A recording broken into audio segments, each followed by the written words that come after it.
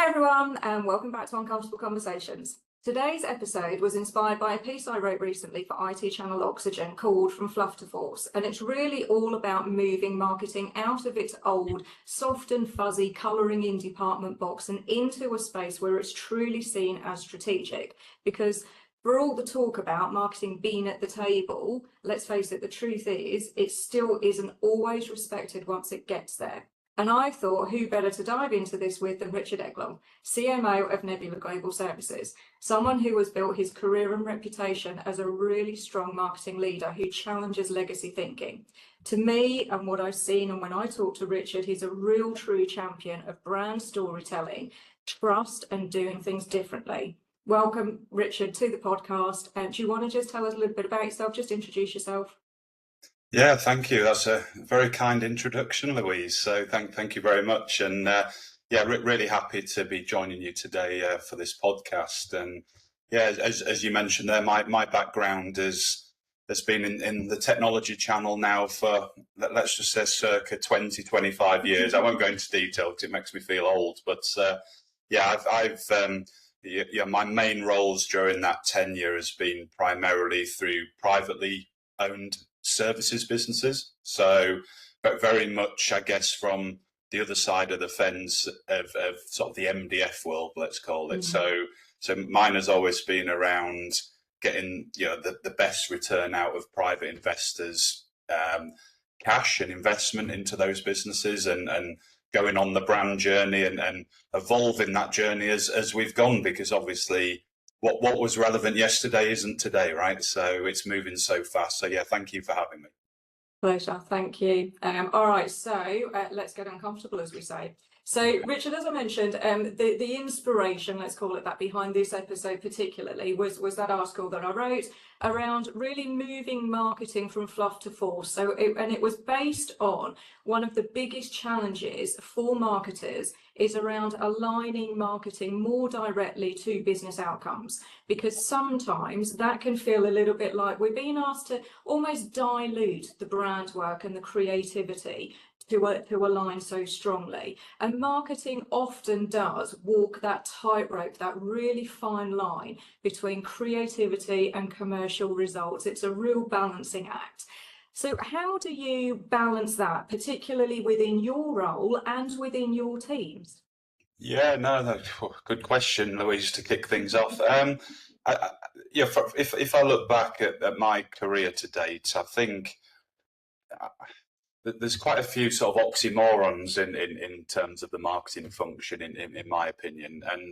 And the key one for me is the irony for marketing departments and marketing leaders, in essence, is we spend all our lives focused on the customer and outside of the business. And we're very good at that, right? We tend to be, that's where we get the best from people in that sense.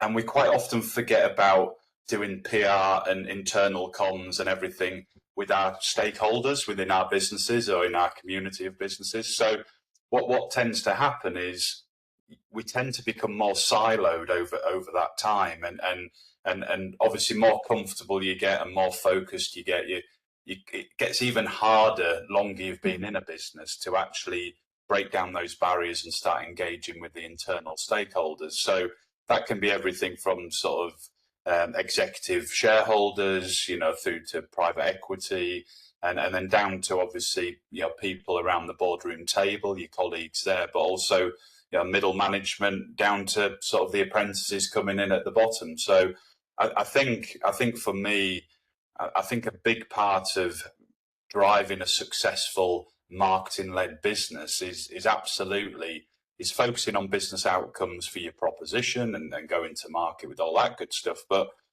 focus on the business outcomes from an internal perspective.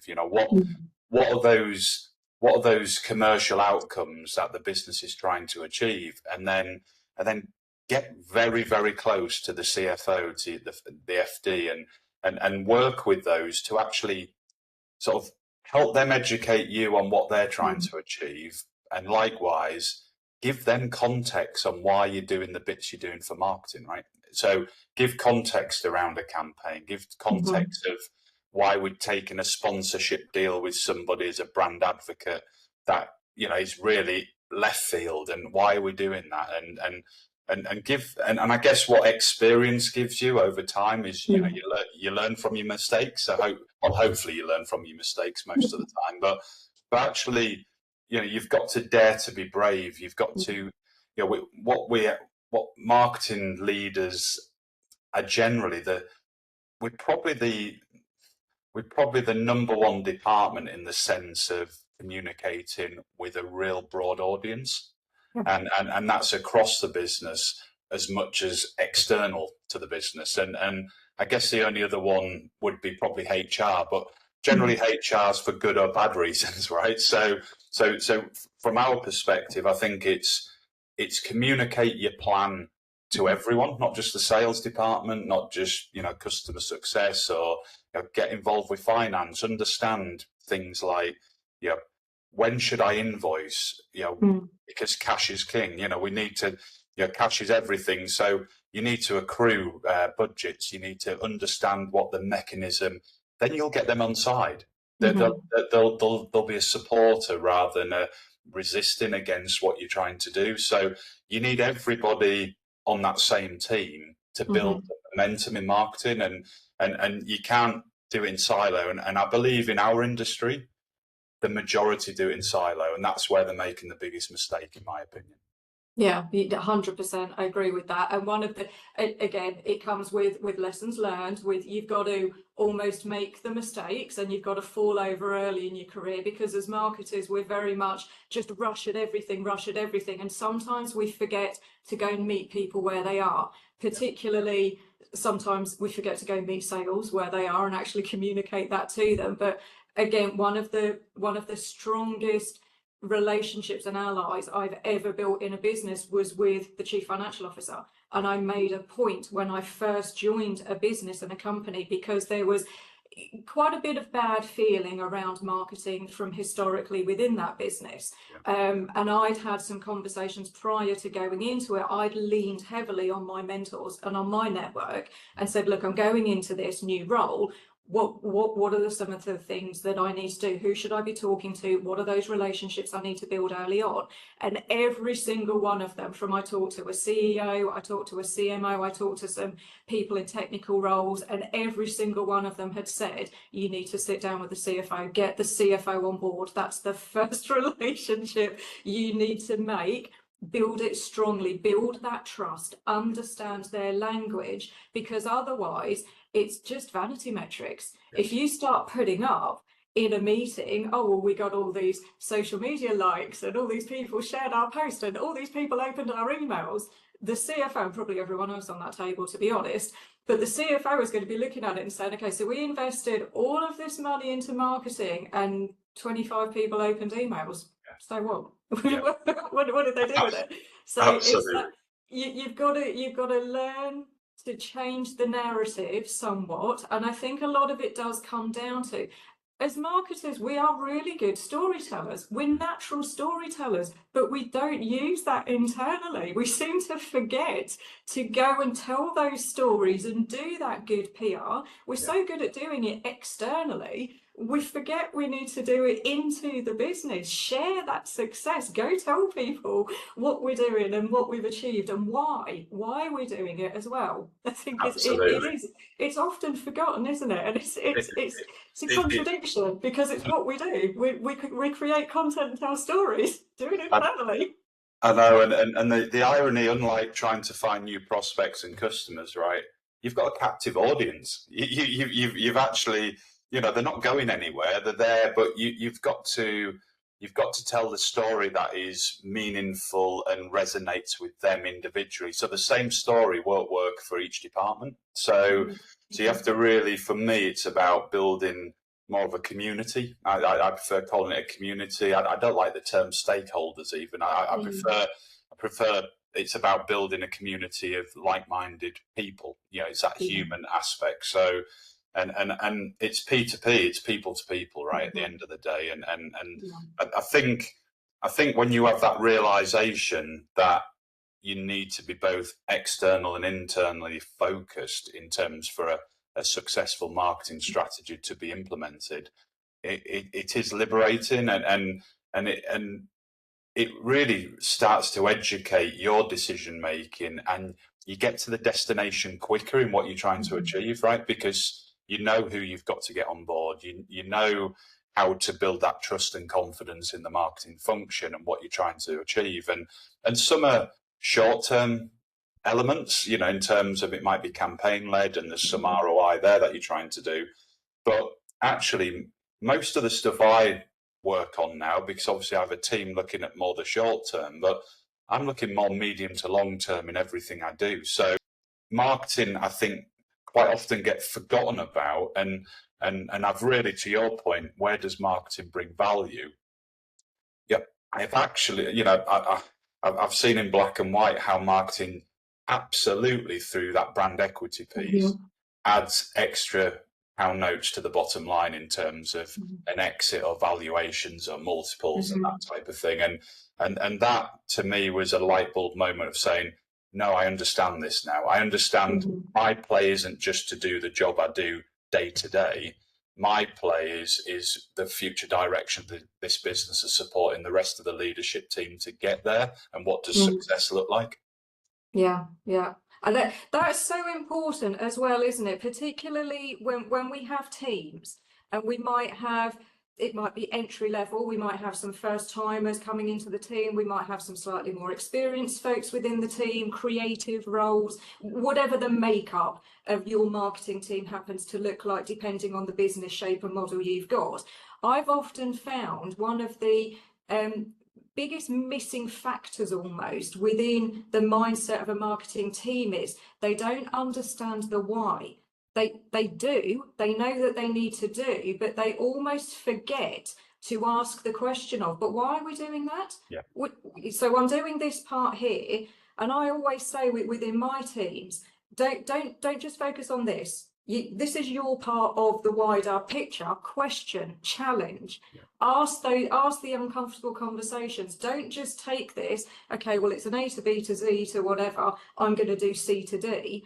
Ask, what's the end goal? What are we trying to achieve? Because then you're going to learn, you're going to build your own knowledge, and with knowledge comes confidence to be able to then go and tell those stories. It also arms you with fact and information to be able to then go and have perhaps more difficult, challenging conversations. Maybe you can then start to push back a little bit more confidently to sales when, let's face it, marketing do get these short-term tactical, we just need leads, you know, feed us, we're hungry, it's coming to the end of the quarter or the end of the financial year, let's just spin up something, let's just do a real tactical. If you've got the data and the knowledge, and you've asked those questions and you understand how it all fits into the broader business context and business plan, you're then more able to have those conversations back into the sales organization, maybe other teams in the business, to be able to say, okay, I get that, you know, yes, there's a place for that short-term tactical, but this is why we're doing this chunk over here. And also, when you're going back into a lot of the time when I join businesses, I tend to have almost sort of 3-stage marketing plan. I have well, this is what we're going to do. This is the priorities. We've got to get on and do this. But then based on results and based on appetite and what we're seeing and the success of that, if you then invest X% more, we can scale it and we can do all of this. But you can only have that conversation if you understand why you're doing it, what the outcome is, and how you're going to scale it. Because that's as well a challenge, I think, for some marketers to actually understand. They get given a pot of money and they get given, okay, well, you know, this is the audience and we've done the research, whatever it might be. So we're going to go and do X, Y, Z tacticals. We're going to spin these campaigns and that's what we're going to do. And there's our plan. There you go. We hand the plan over. We've done it. Here's the plan. And then it sits in a folder virtually now. I mean, it used to actually sit in a folder, but it sits in a folder and they never look at it again. No, we did the plan last July. It's there. It's good. Okay, but is it working? Have you revisited it? Do you all this stuff that you're doing? Because that's the questions that the board are going to ask. That's the questions the CFO are going to challenge you on. Yeah, I get you did the plan, but we're an agile business. The world moves around. Customers move around. Is it still working? And if you can't answer those questions, I think that's where marketing's then reputation and its face within those rooms, and perhaps even its seat at the table, you're going to find that it's probably going to go, because you're not strong enough, you're not actually owning that story, and you're not putting your case forward, quantifying it, and actually being able to talk to how it's going to impact what the business outcomes are. Yeah, absolutely. And I think to add to that, Louise, absolutely agree with that. And I think, look, you are the outcome of your upbringing. So, you know, we're generally the outcome of how our parents bring us up, and what we believe is right or wrong in that environment. And it's no different in the technology channel, right? We've got this, yeah, it's no surprise. It's no surprise. Because generally the majority of our industry has been vendor-led for obviously a long time, since you know, the day it formed, in the sense that, you know, the vendors was always based around doing product release every 3 years and pushing that out to distribution and then out to the reseller, and then obviously supporting that to the end client. And that vendor-led environment and the MDF world that came associated with that made us all lazy. It absolutely made us all lazy. And guess what? It made us all the same. And I think where a lot of marketing leaders are struggling right now is, you know, there's a lot of people who forge successful relationships within that sort of value chain, if you like, of that process going from vendor through to the end user, sort of left to right, if you like. But guess what? The world is end user led now. It's consumer led. It's buyer led. So the vendors now are really struggling from their legacy structures, and distribution are as well. And guess what? Resellers. So in essence, the whole channel, to actually readapt and restructure how they go to market, how they engage with ESG aspects to you know, product resell, how they bring different propositions, that they have to move quicker and faster and more agile, to your point earlier. So what we've got now is we're an outcome focused industry, like all are now. And there's been a bit of a light bulb moment, and some people have sort of walked into that scenario. I mean, you know, personally, I've always been on I've never been in that MDF world. I understand that MDF world. Being in an independent third-party services business, you know, over the last 10 years of 3 different companies, the money you're investing in marketing was our own money. You know, we were the shareholders, or we were the investors, or whatever it might be. So you had to make every penny count. But also, it was a case of, you know, if we were working with a reseller, for example, because they're so used to saying, well, what funding are we going to get, you know, from the vendor or the distributor to run this campaign? And then you'd have a marketing agency bolted on the side to deliver that campaign. It just, I think in the latter years, it just became a bit samey. Everything became, so whether you got a campaign, Mr. End User, from reseller A, B or C, guess what? They all looked much of a muchness, you know, whether it was a product reseller or a services sell. And I think what's exciting now is now the channel has sort of flipped on its head, being this end user, consumer led industry that we now serve. It means the really innovative marketing leaders out there, and there's plenty of them, which is great to see. It's really made them realize that I've got to move a lot quicker. I've got to have a more agile plan. I've got to roll out a go-to-market in weeks, not months anymore, right? Or whatever it might be. And actually, we're doing something now that we never dreamed we'd be doing, because you're no longer vendor-led. So you're vendor-aligned, and that's important. You know, this isn't criticism of the vendor and distribution. You know, everybody has a part to play still.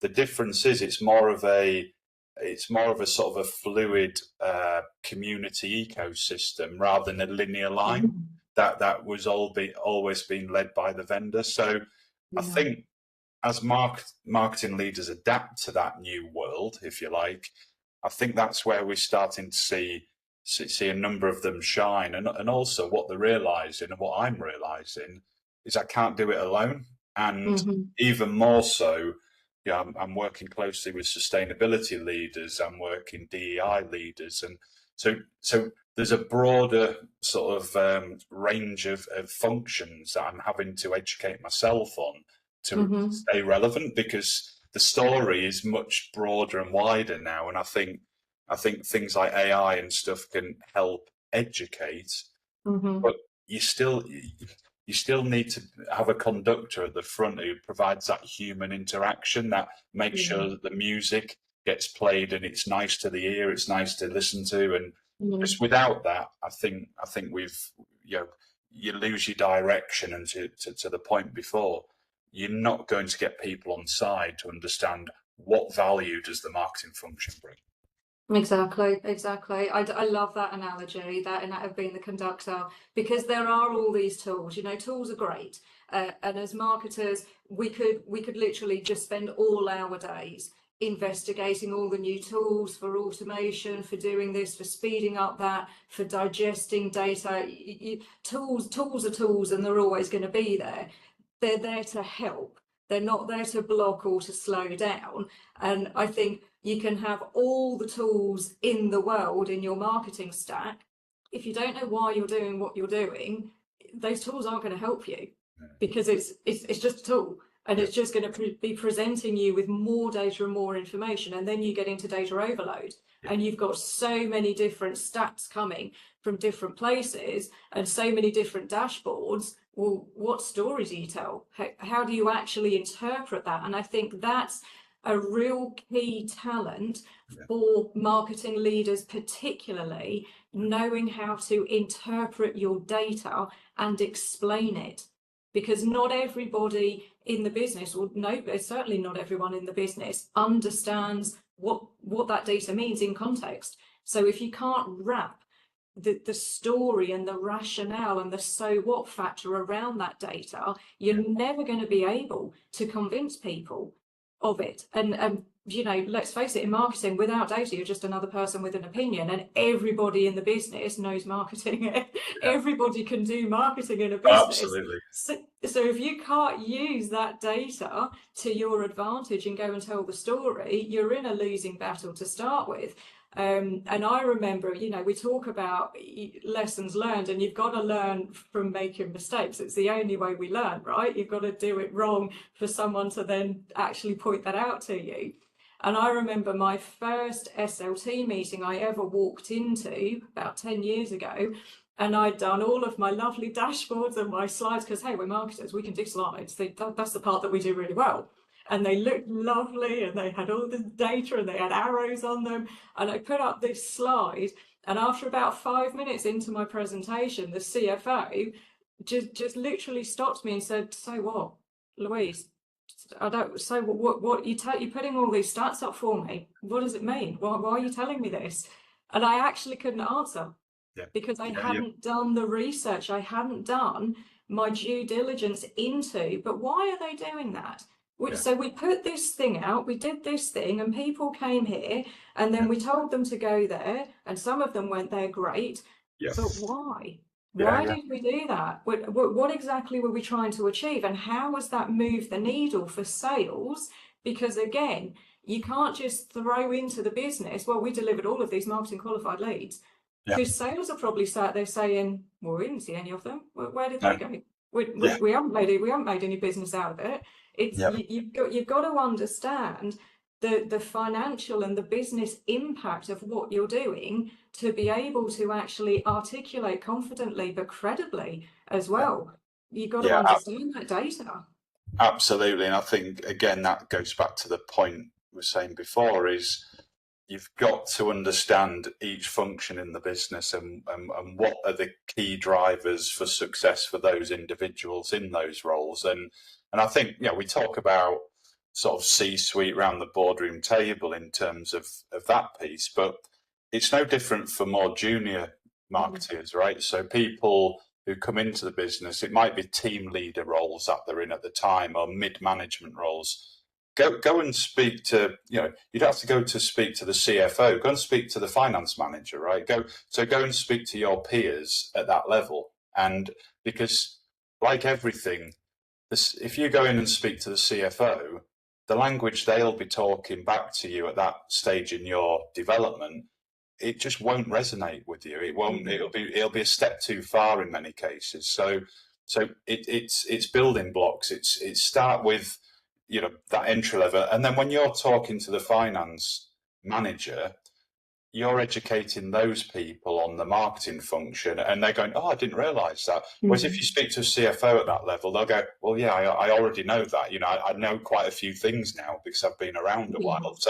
So it's understand who that audience is. No different than you choose your target audiences for prospecting, right? It just use it as almost as a prospecting process. Yeah. But give yourself, you know, a little bit of a takeaway I would give to people is, you know, go and set up those relationships. You know, if you've just moved into a marketing manager role or a team leader role, you know, go and find who that peer group is across the different departments. Start building that relationship early. Now, there might not be a formal team of people, because quite often in smaller businesses there isn't of those roles. And as a company develops, normally those teams are put together, right? So, but go and create it yourself, create that community yourself, because you will look like a leader in that business. You will get noticed from other departments at a higher level. And guess what? If you're trying to add value and sometimes you get things wrong, people won't have a go at you for trying and failing. You know, what they'll do is say, okay, well, that's an interesting view on that. It didn't quite work for us, but actually what you did over here was really interesting. So, you know, that for me as a leader, sort of at C-suite level, we're constantly looking for those sort of mid-manager, team leader type people. Who are the next superstars? Who are the up-and-coming people who are really making a difference day to day in the operation? And so it's a really good PR piece. It's a real good personal brand exercise to do, and you know, and it's just understanding that audience internally is as important as your external prospect and customer base. Absolutely, yeah. I mean, I was going to ask you a follow-up question off the back of some of what you've just said around, you know, building those relationships and having your allies. I was going to ask you if you had to go back and give yourself, as a new marketer coming in, one piece of advice, what would it be as you stepped into leadership? But I think you've just preempted it. You've just answered the question, which is brilliant. And I think that it's so right what you've said. I talk about quite a lot around building advocates, building your allies, knowing who they are in the business. And it's exactly that. It's exactly to your point of what you've just said. No matter what level and what role you're in the business, you've got to find those peers that are within your group. It might be you're in a senior management team. It might be you're in a team leader type environment. Go and find out those matched roles within the business. Go and sit and have a coffee with these people, and just go and start building your advocates, because chances are, as the business grows and evolves, you're all going to move up at the same time. Absolutely. So the relationships you form day one going into that role, you're all going to move and scale at the same time. And even if not within that company, I mean, let's face it, the channel, particularly in IT, is such a small industry. Yes, I know it's quite a large industry, but actually it's a really small industry. And you're going to cross paths with all these people again. You're either going to move to vendor world and then you're going to be engaging with the same people, or you're going to go to another company and, hey, chances are you're probably going to cross paths with these people again anyway. So I think those relationships are so important, particularly in marketing. It's so vital to have that, because you then benefit from all of these little just nuggets, these little golden nuggets that you uncover as a result of those, having lunch with someone, or just sitting down and having a coffee and a chat once a week with somebody. You hear stuff and you find out things that you can actually then use in your role within marketing. That stuff you can actually go and build content and campaigns and do some internal, external PR with. But if nothing else, you're informed. You're better informed about the business that you're in. So you're going to be able to then have those better conversations off the back of it. Absolutely. And to that point, I think what you become more intrinsic and more valuable to the business with a broader reach that you have, and you're not just seen as, oh, it's the marketing leader who runs campaigns on a quarterly basis for us. No, that's one of the functions that come within the department.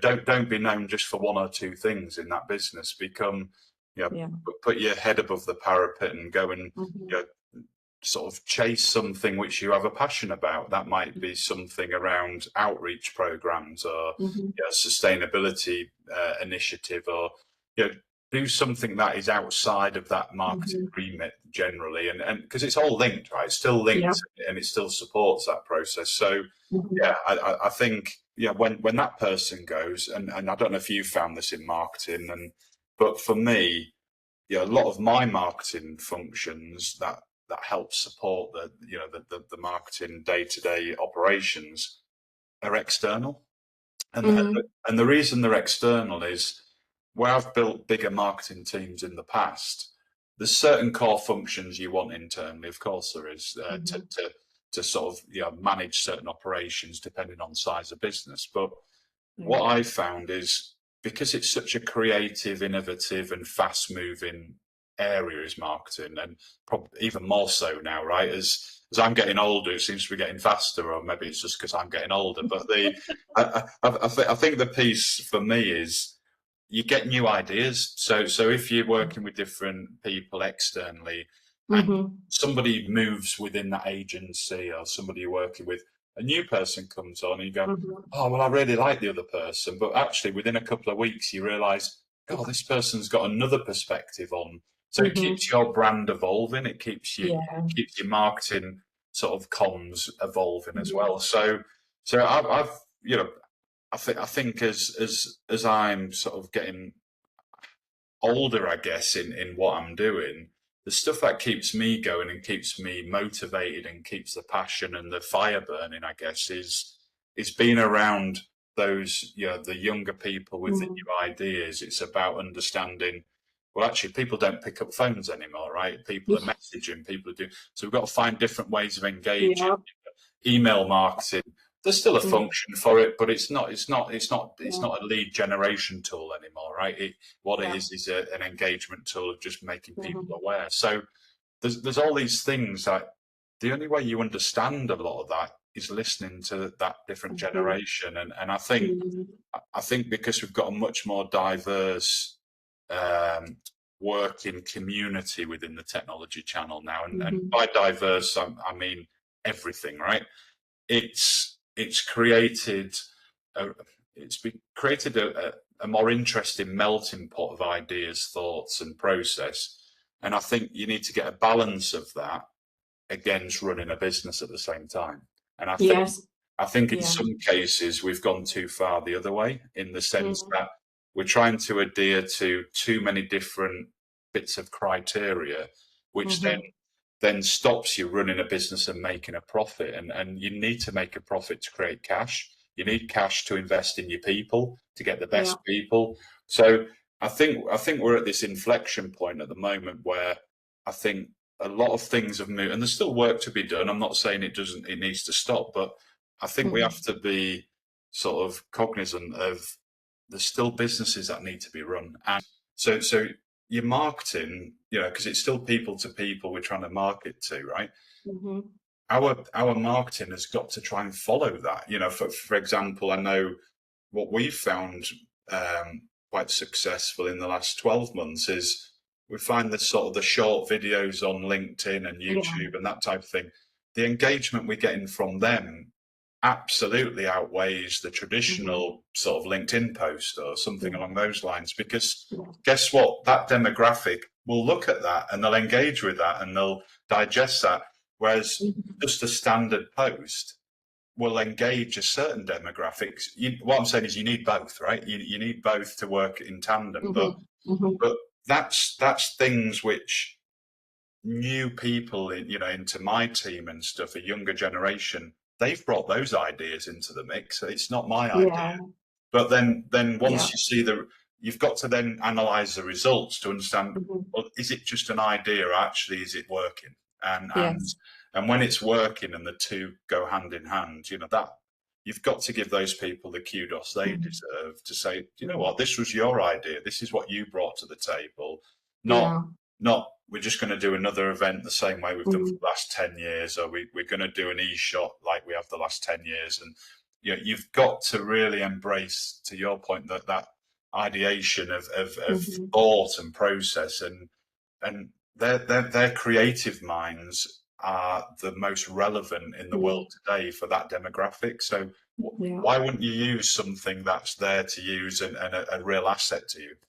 Yeah, exactly. That's brilliant, Richard. Thank you so much for being on today, and for just bringing that clarity and that honest, and really, your experience and being able to share that, I think is just it's been brilliant. It's been such a great episode. Thank you so much for your time. I've really enjoyed it.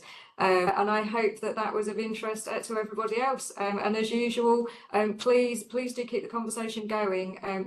If you've heard something today and it's helped you in some way, or it's just sparked some curiosity in you, and you want to go and have a conversation, maybe it's an uncomfortable conversation with somebody in your workplace, please do use the information in this, and we will look forward to seeing you all next time.